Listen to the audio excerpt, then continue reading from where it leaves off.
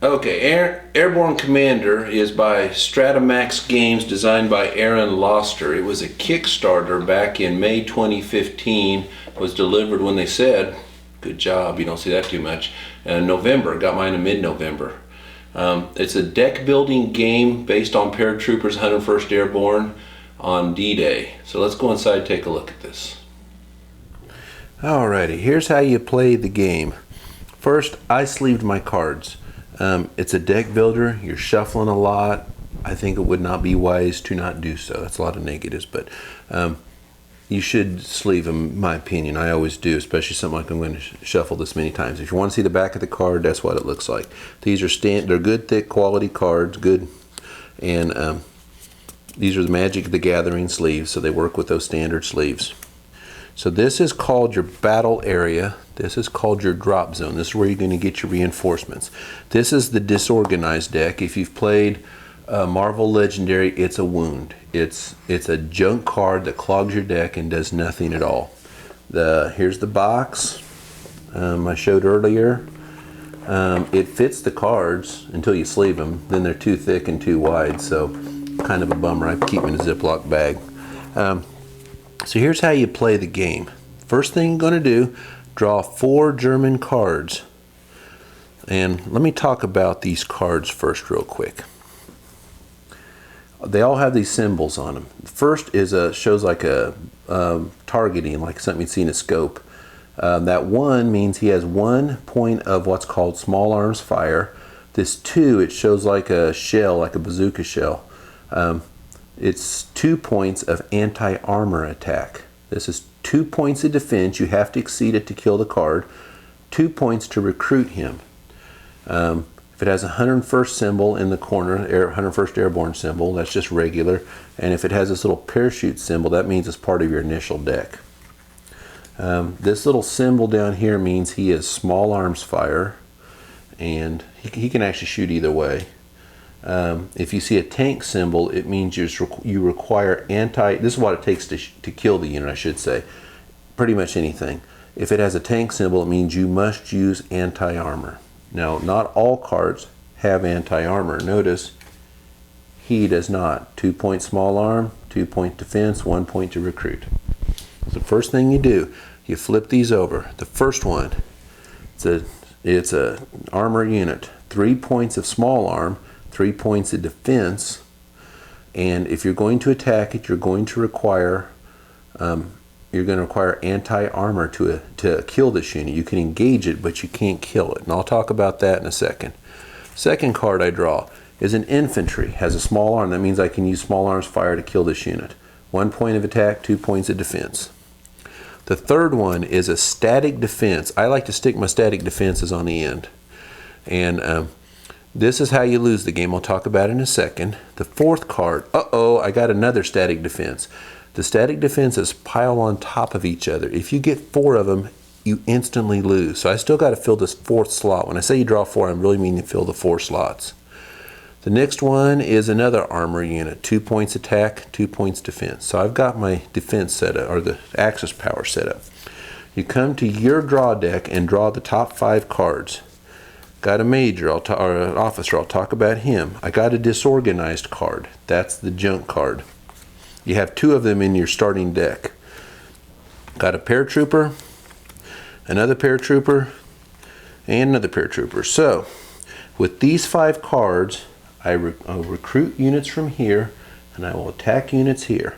If I do not engage a unit, or somehow, this unit, I'll discard it and then add a disorganized into my hand. It's like it got a overrun and created disorganization in my troops. It's kind of like you drop these guys behind the line.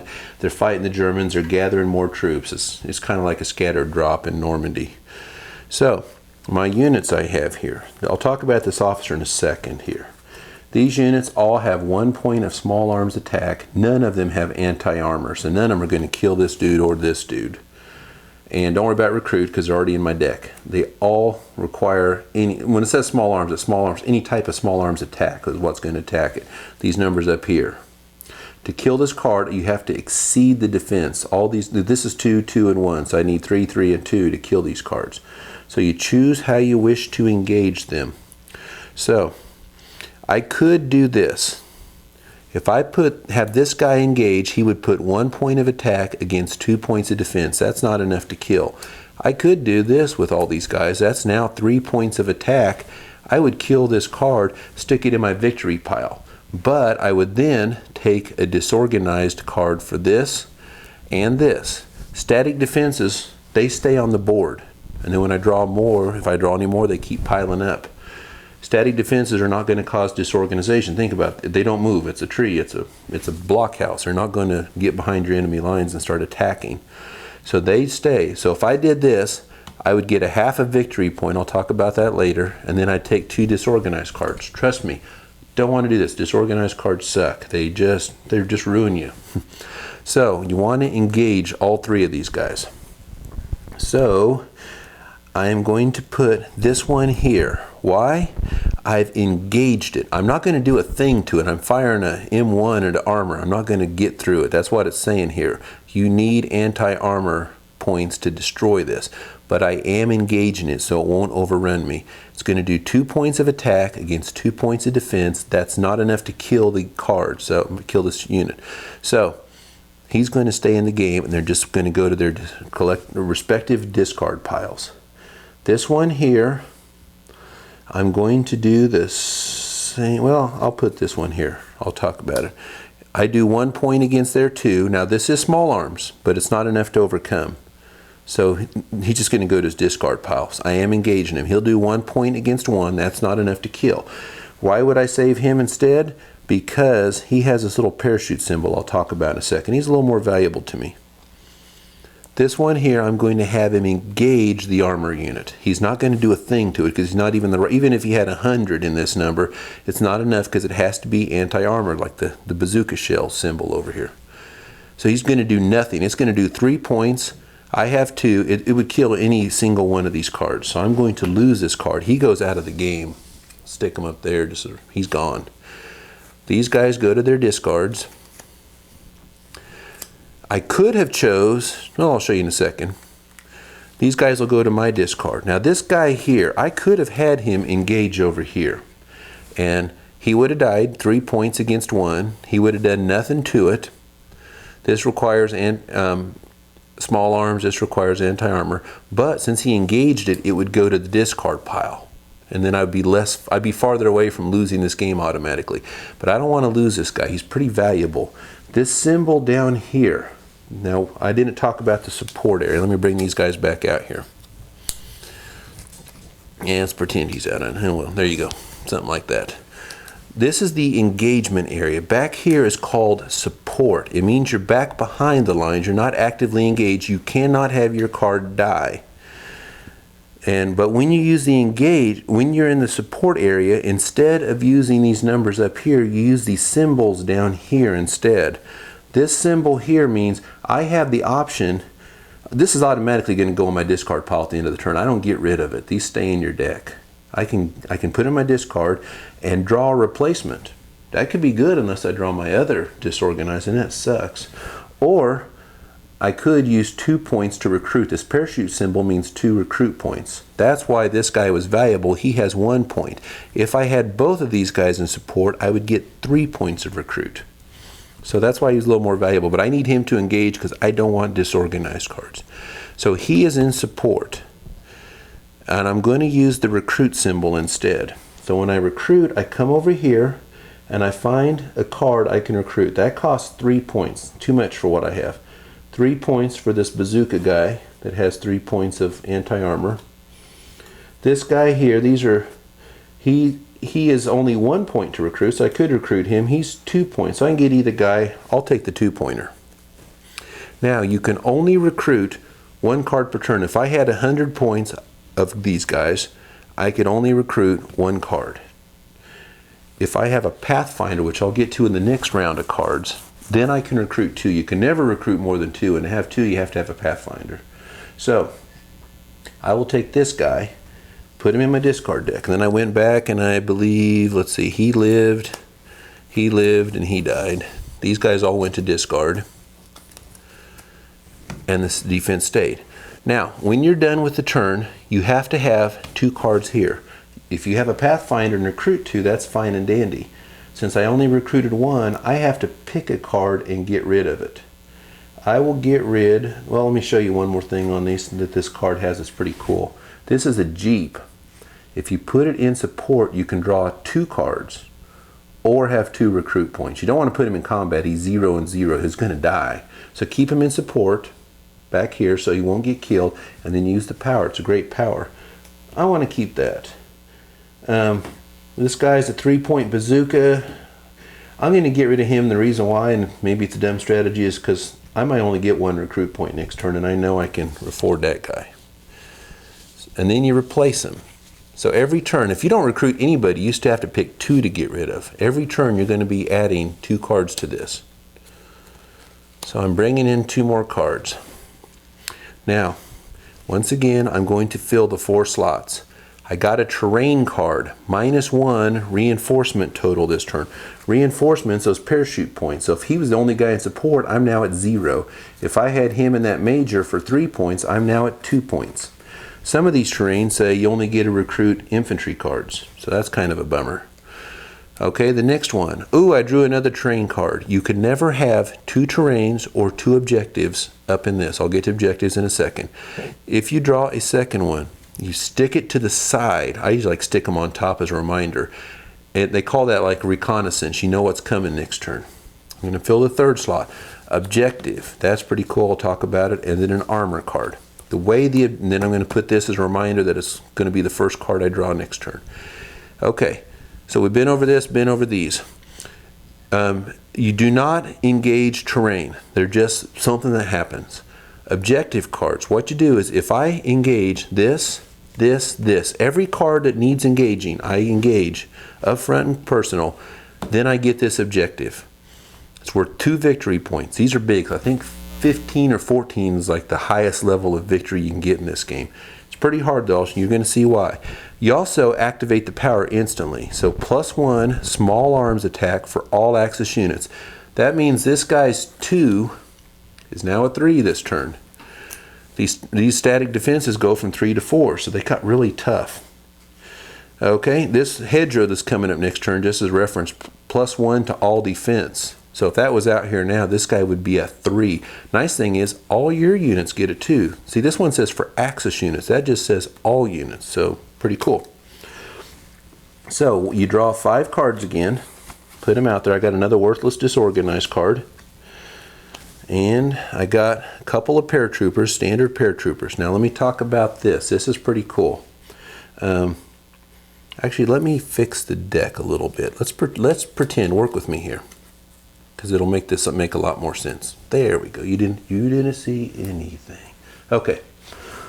This here, this symbol, this means if I put him in support, I'll get 2 recruit points, or I can suppress a unit. Now, should I choose to suppress, man, I had a better example lined up.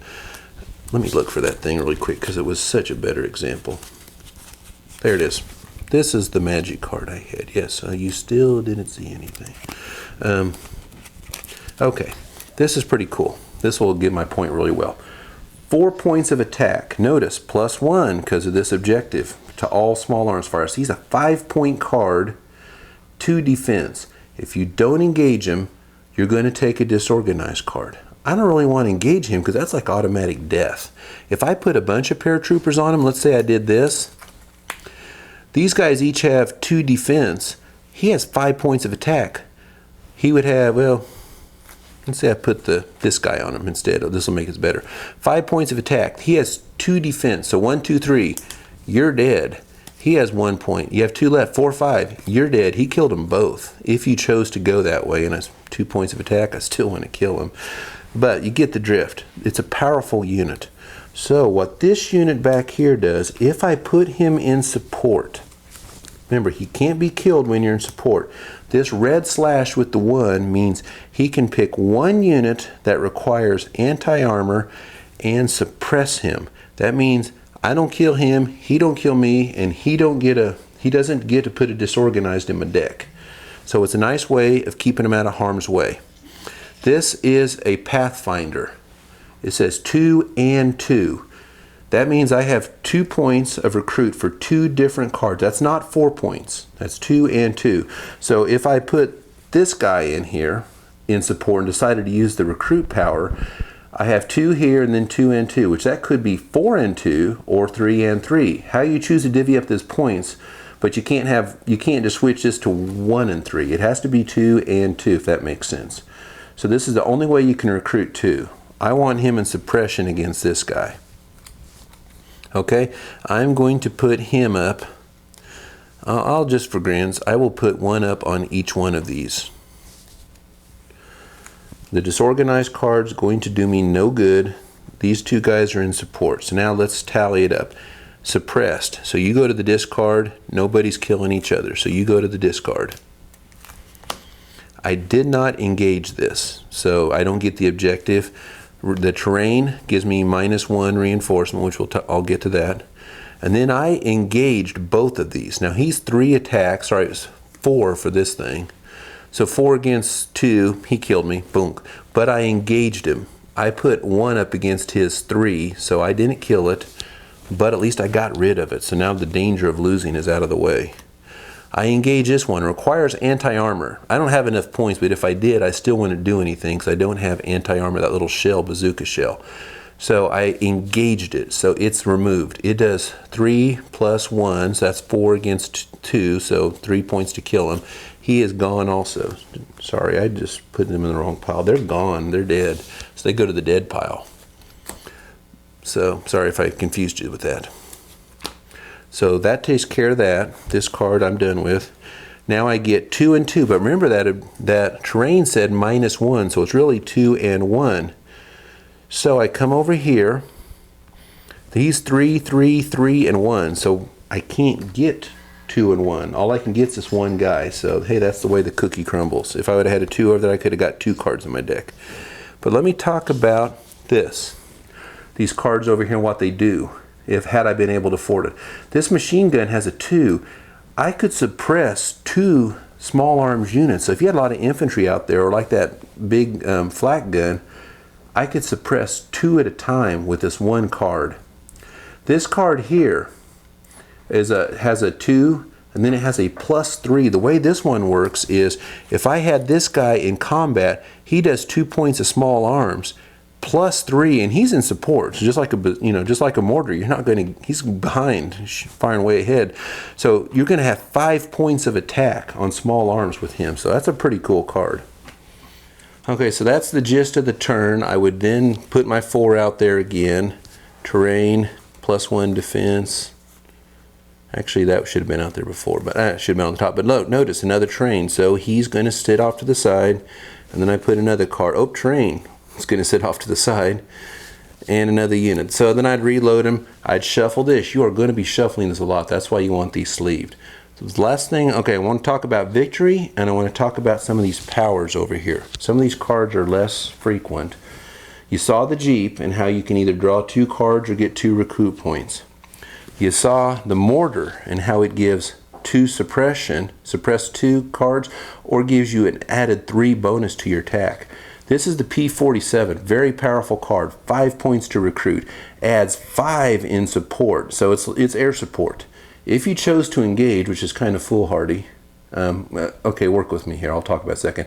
5 points of small arms, 5 points of anti-armor, 2 points of defense. So a tank, this tank could shoot this down. Okay, it's not trying to be that game, so if you rolled your eyes, it's not trying to be that detailed. But you generally want this guy in support. That's kind of encourages you to make sure he's in support, and you give 5 points of support to your attacks. One of a kind card. It's very great when you get it. This is an officer. You saw the officer earlier who could get you, let you discard your disorganized card and draw a replacement. This guy is cool. He's one of the, I think he's the only and card besides the Pathfinders. You draw a card and get 3 recruit points. So he's pretty awesome. That's why he's 5 points to recruit.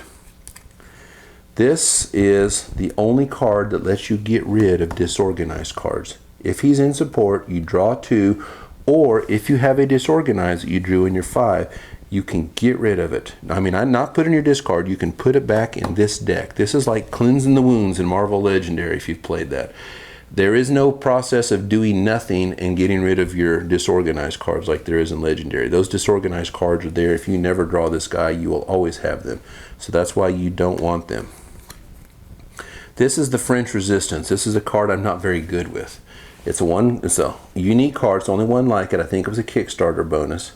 This symbol down here means when I draw a card, if I don't like, I only get to do it once per turn. The turn he's out here, if I don't like the card, I can put it on the bottom of the draw deck. That's good if you have 3 static defenses built up, and you draw a 4th one. Ooh, I can stick it on the bottom and then put him in the discard pile. The bummer is if you do that too many times, your last hand's going to be a bunch of static defenses. Okay, the medic, I think he was a Kickstarter bonus. When I lose a unit that's eliminated from the game, if he's out here, he's in support, I don't lose him. He comes back to my discard deck. So very powerful, one-of-a-kind card.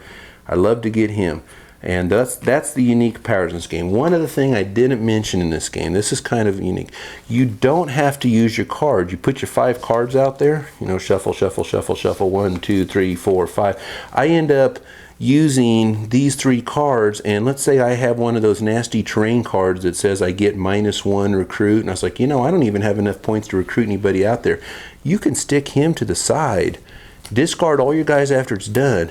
You still draw 5. It's not 4. You always draw 5, and you can carry cards over from turn to turn.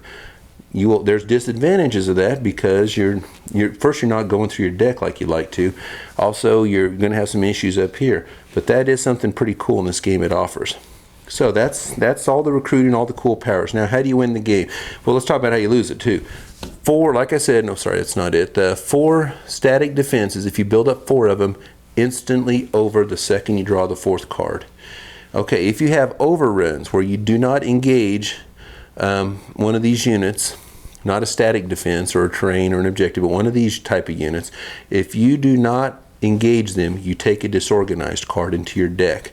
When this thing is empty, you lost. But I'm telling you, if you had that, you've probably lost. Your cards are going to be junk when you draw them. You really don't want disorganized cards in this game. But that's the 2 ways to lose. Empty this deck or take, sorry, I keep pointing to the wrong card. I'm used to pointing at that spot. Take 4 static defenses all at once on the board at the same time. That's how you lose. Otherwise, the game will end if you don't have that happen when this deck is depleted or this deck is depleted. You finish out that turn, and then the game's over. Okay, now that we looked at it, you can tell it's not trying to be a really serious, detailed simulation. That's what I have Band of Brothers for, if I'm looking for that. It's just a fun, light deck building game. I kind of compare it to Star Realms. Very little in common to the games, but just how light they are and kind of the feel for purchasing and battling, things like that. Except instead of a 2-player, it's purely a solitaire. I really get a kick out of it. Have a lot of fun. It's been my filler of choice when I got about 30 to 40 minutes, and I have never scored the Medal of Honor victory. Thought I did pretty good till I realized how many disorganized cards I had in my hand, which are negative victory points on this. But it's always a good challenge. I like that it's so tough to get the perfect victory. At first I thought it was impossible to get through the deck, then I found out I was reading the rules wrong. So once I had that down, yeah, I can get through the deck most of the time and then score up my points. I don't lose too much on this. I've never lost on the disorganized. Haven't run out of disorganized cards in the deck, but I have lost a couple times on the too many static defenses going on at once. But it's a like I said, pretty solid game. Really love the artwork. Very fun. A lot better than I thought it was going to be. I just kind of took a chance on it because I like deck builders. If you're comparing it to deck builders, I don't know. I don't play Dominion, stuff like that. I try to stay away from Eurogames as a rule. Euro games, if you're not familiar with my lingo. But it's not Hands in the Sea / Few Acres of Snow. It's not that level of depth. You might be able to make a complaint that you lay your cards out and the move's kind of obvious. That's really not where the magic of the game is. It's whether you're going to purchase and how you're going to allocate those resources sometimes. But it's like I said, it's not a real deep level on how you're going to do it. There's a little choices on whether you want to sacrifice this unit or how you're going to try to recruit the units, but it's not that kind of deep game.